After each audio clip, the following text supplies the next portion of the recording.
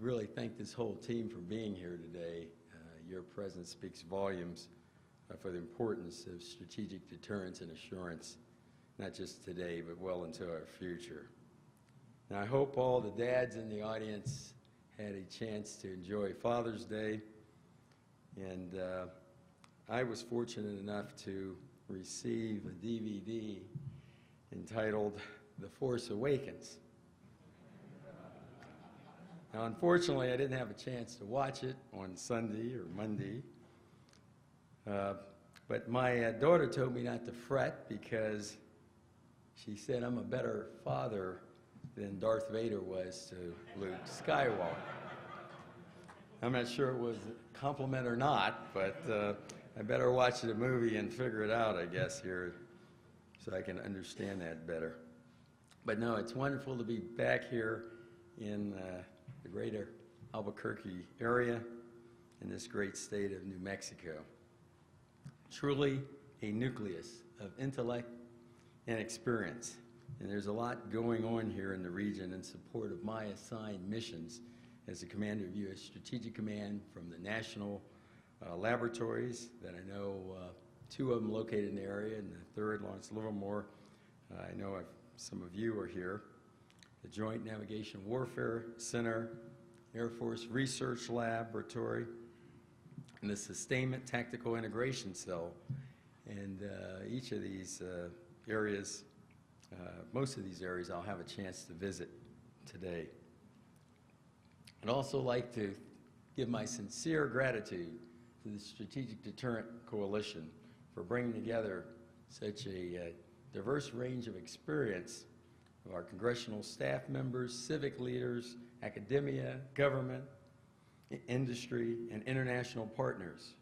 So it's so appropriate given the theme, partnering in strategic deterrent, that we have today. This is an important priority for me, my top priority.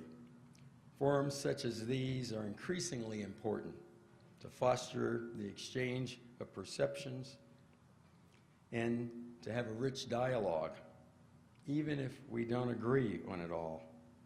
I was also encouraged by many of the youthful leaders and folks I see today, saw some last night. So if you're under 30, please stand up to be recognized. How about that, huh?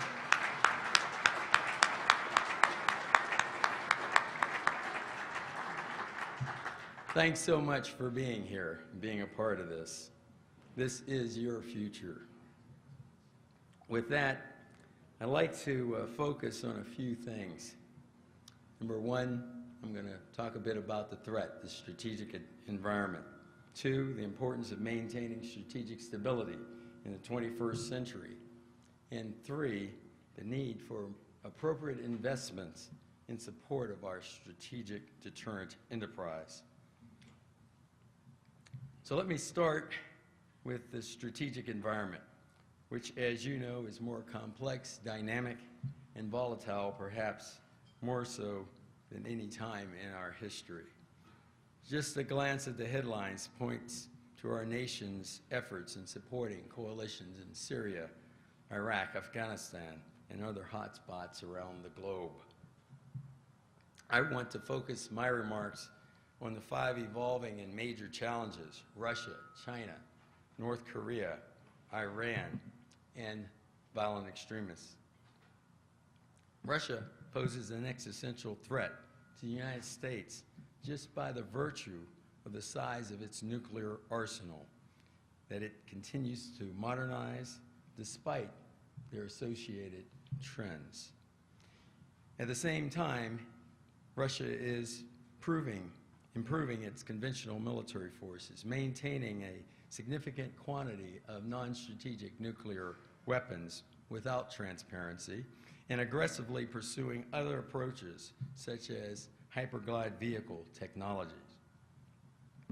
Russia is engaging in destabilizing actions in Syria and the Ukraine, conducting below-threshold, gray zone type activities, developing counter-space and malicious cyberspace capabilities, while also declaring and recklessly expressing their willingness to escalate if required. We need to just look back to 2015 when the Russian president admitted that he was willing to increase nuclear readiness during the Crimea crisis.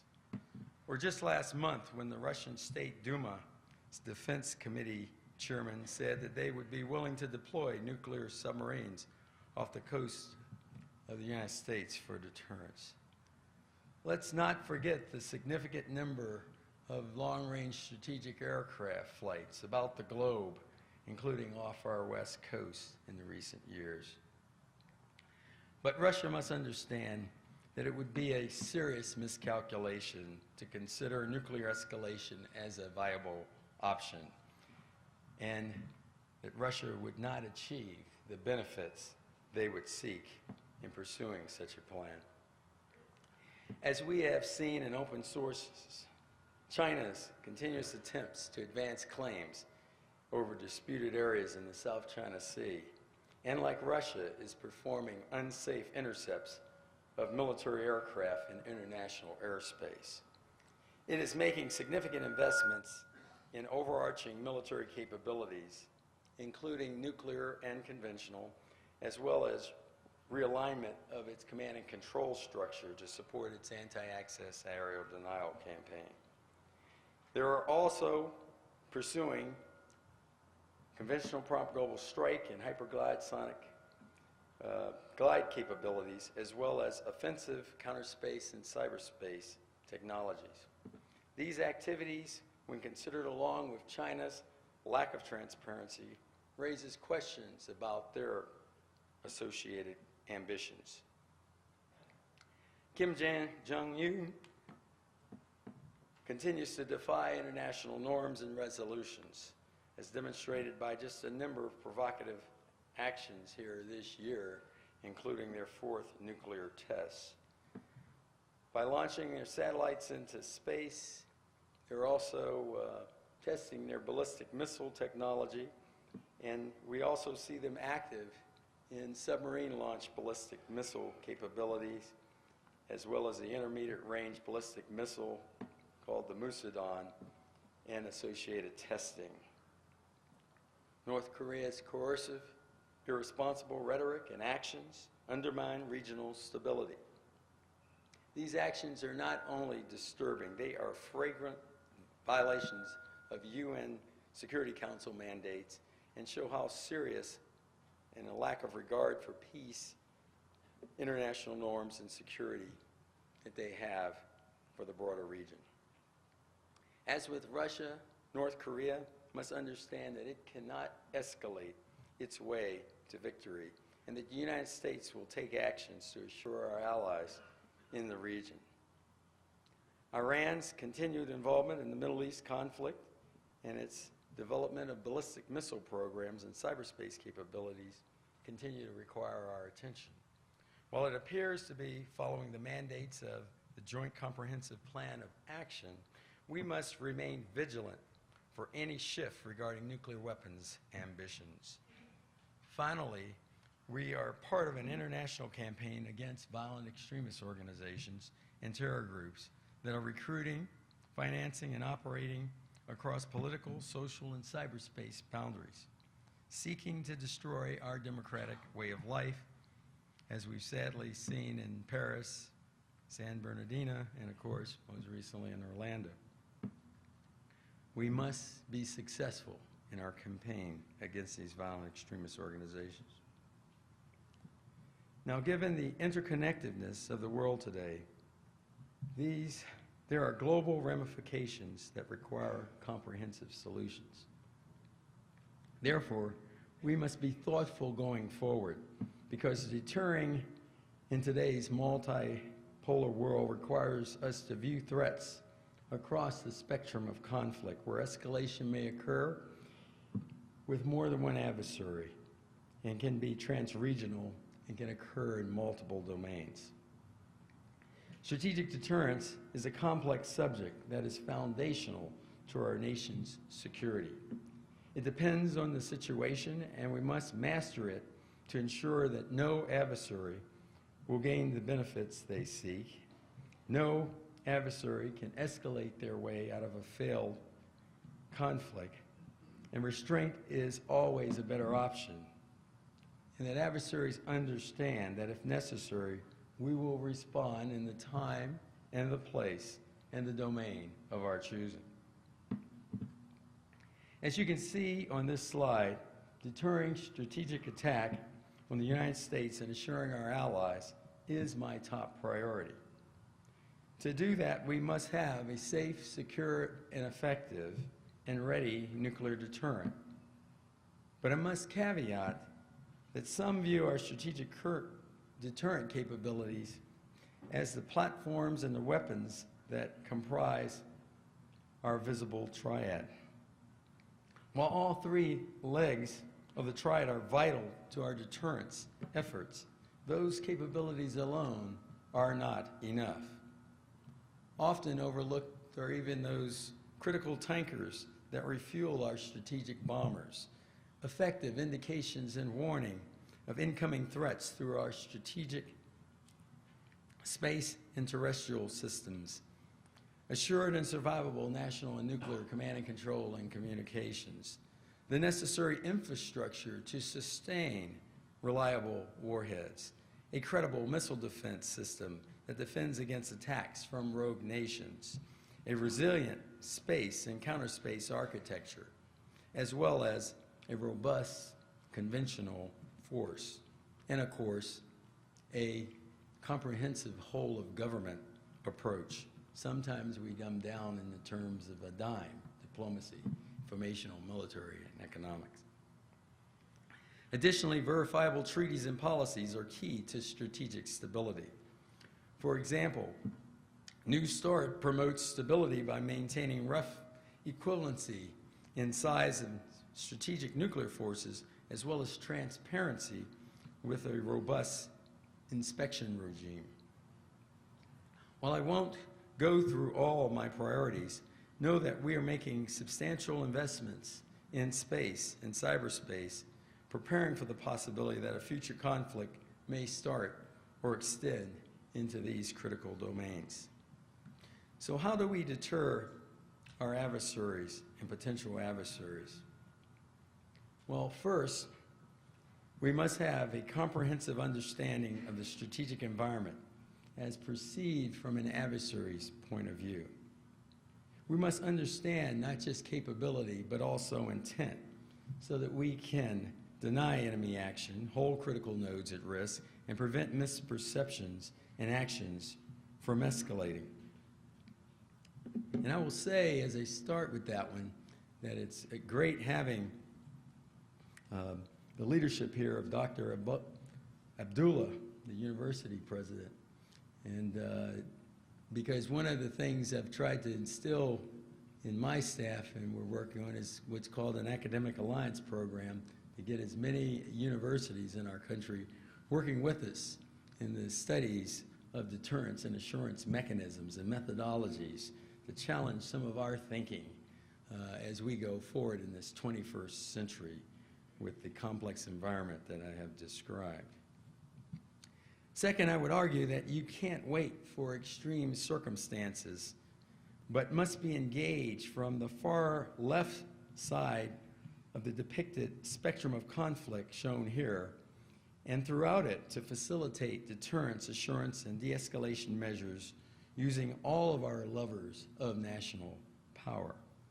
Deterrence requires integrated and combined operations. Third, we must have that whole of government approach to include our other partners, allies and partners, whenever possible. Fourth, we must be clear that our nuclear deterrent at large remains a vital and central element of our national security. And finally, we must have a credible and ready force. Make no mistake, U.S. Strategic Command is a ready force capable of delivering comprehensive warfighting solutions. But perceptions also matter. Adversaries and allies alike must recognize the readiness of our forces. Our strategic capabilities are routinely demonstrated and exercised. Today, we currently have 3 B-52s deployed to Fairford in the United Kingdom, integrating in multinational operations to enhance the readiness and capability of U.S. NATO forces. We also have a number of B-52s out in the Central Command area of responsibility.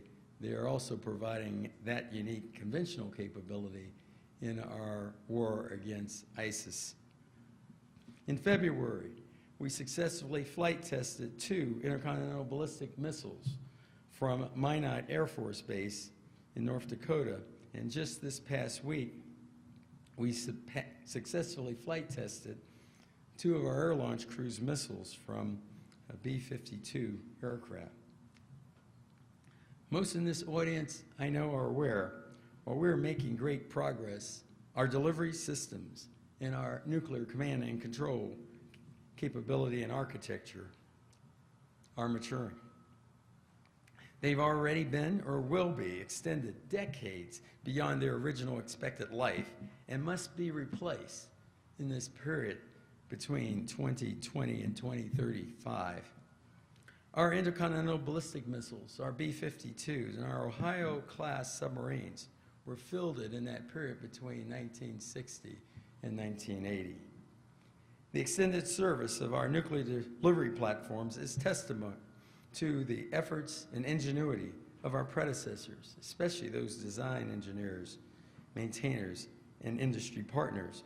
But we are fast approaching the point where having an effective nuclear deterrent will be put at risk. This is critical in the global security environment, where it is clear that other nuclear-capable nations are placing a high priority on developing, sustaining, and modernizing, and in some cases, expanding their nuclear forces.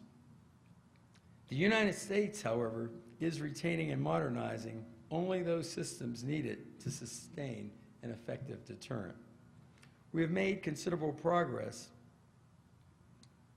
with U.S. and Russia force structure and nuclear weapons stockpile reductions. By complying with a series of treaties, the United States has decreased its stockpile by some 85% relative to its Cold War peak. Instead of dozens of delivery systems, we're well on our way to only 4. Given continued funding and authority, we're on track to achieve New START treaty limits of 1,550 deployed warheads, 700 deployed delivery systems by February of 2018. Now, Russia is also working toward compliance, but clearly future treaties must also include Russia's non-strategic nuclear weapons. To date, in meeting treaty obligations, the United States Air Force has eliminated all non-operational intercontinental ballistic missile silos and is in the process of placing 50 intercontinental ballistic missiles in non-deployed status. All intercontinental ballistic missiles are now demerged and deploy a single warhead. The Air Force has eliminated all non-operational B-52 heavy bombers and is converting 42 B-52 hotels to conventional-only bombers. The Navy is converting 4 launch tubes on each Ohio-class ballistic missile submarine and is removing 56 launch tubes from accountability under the treaty. However, to plan for an uncertain future, the United States must execute a long-term strategy to ensure strategic stability. In 2009, the President spoke and he mentioned the fact that he desired a world free of nuclear weapons. That's remembered in most circles. But a lot of times I find that what he said right after that sentence is not articulated. He said, as long as these weapons exist in the world, the United States will maintain a safe, secure, and effective arsenal. That part we have to continue to remember and continue to work on. Our strategic capabilities must not only provide our adversaries a complex deterrence problem, they must provide options to our President should deterrence fail. I must point out that sustaining and modernizing supports the President's non-proliferation goals, and our sustainment and modernization plans are in line with the 2010 Nuclear Posture Review, the 2013 report on the guidance for the employment of our nuclear capabilities, the 2014 Quadrennial Defense Review, the 2015 National Military Strategy. So to be clear, sustainment alone won't meet future adversarial threats. We simply must modernize. Our current plans to replace our existing Minuteman system are just in time. The ground-based strategic deterrent is needed to ensure that an adversary cannot launch a comprehensive counter-force attack on the United States by striking only a handful of targets. The Ohio Replacement Program must provide maximum survivability out to 2080. It remains my top modernization priority, and we can accept no more risks or delays to this effort. The B-21 Replacement Bomber Program will provide flexibility while visibly messaging strategic intent and assurance. While each leg of the triad provides a hedge against technical problems or changes in the security environment, the triad must have effective and reliable weapons. Today, our stockpile is the oldest it's ever been, with the average age of the warheads at 27 years and growing.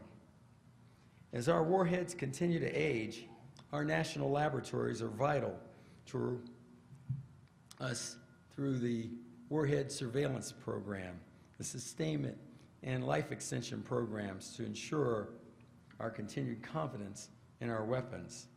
I really salute what they've done with programs like the W-76 TAC-1, which is out there operational today, and it remains on track. The ingenuity of the labs have also been critical in progress made with the B-61-12 gravity bomb, which will continue to underwrite U.S. strategic and extended deterrence and will replace 4 of its current variants. Despite the many counter-arguments, we must replace the aging Alchem. I hope in this audience I don't have to say that again. We must replace the aging air-launched cruise missile. So this program, called the Long Range Standoff Cruise Missile, is integral to the long-term viability of the air leg of the nuclear triad. In the face of evolving threats, it, when combined with the existing bombers and the B-21, we will ensure effectiveness in the anti-access aerial denial campaigns against us in those environments, providing global target coverage and denying any adversary geographic sanctuary.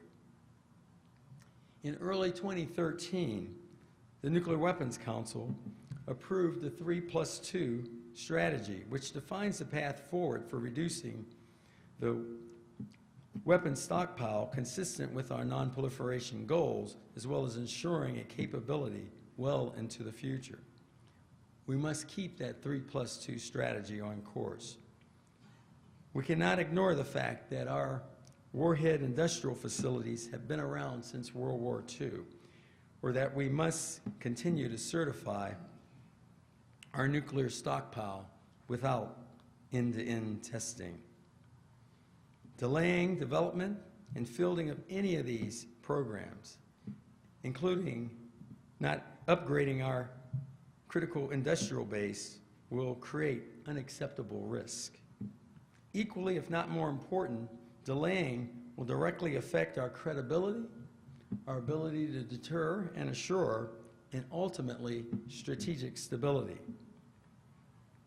Usually when I get to this point in a speech, I typically get the question, hey, Commander, can we afford this investment? My reply is always the same. Given the security environment and the implications to strategic stability, we cannot afford to not invest in this capability. Today, sustaining our nuclear strategic capability costs about 3% of our defense total obligation authority.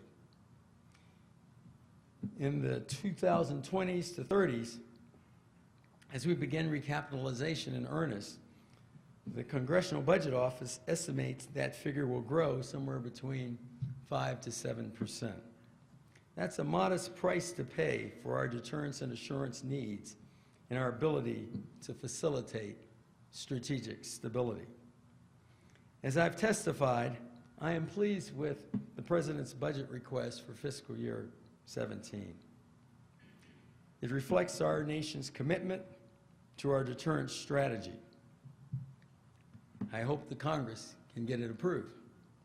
However, with the threat of sequestration looming still in 2018, we cannot compromise the momentum we are establishing. If we are to meet future challenges, we must have a synchronized campaign of investments supporting the full range of military operations that secure our nation's security objectives. In conclusion, understand that our nuclear deterrent remains a vital and central element of the United States and allied national security. Modernization is not only necessary to maintain capabilities for today's threats, it is necessary to ensure we have flexibility and options to address future uncertainty. Simply put, we are out of time. Sustainment is a must. Recapitalization is a requirement.